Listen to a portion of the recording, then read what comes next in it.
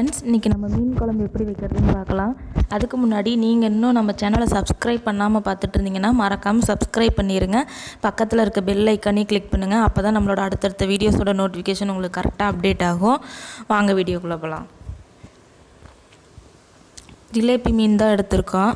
இப்போ வந்து அது கொஞ்சம் பெரிய மீனாக இருக்கிறத வந்து அப்படியே ரெண்டாக கட் பண்ணிக்க போகிறோம். இந்த மாதிரி கட் பண்ணிக்கோங்க.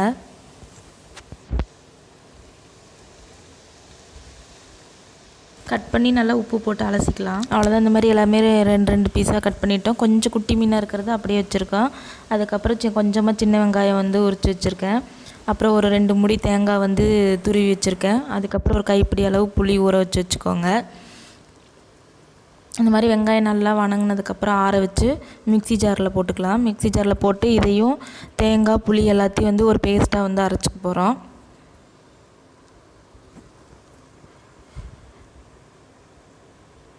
நம்ம ஊற வச்சுருக்க புளியும் வந்து இதோடு சேர்த்து அரைச்சிடலாம் பேஸ்ட்டாக.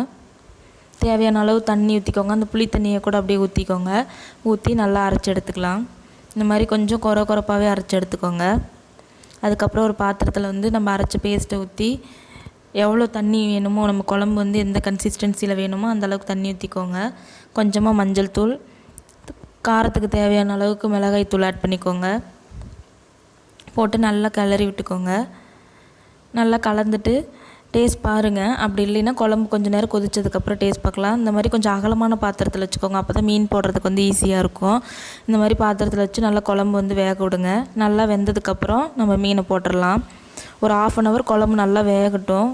30 நிமிஷம் நல்லா வெந்ததுக்கப்புறம் இந்த மாதிரி மீனை வந்து சிம்மில் வச்சுட்டு மீனை வந்து குழம்புல வந்து போட்டுடலாம்.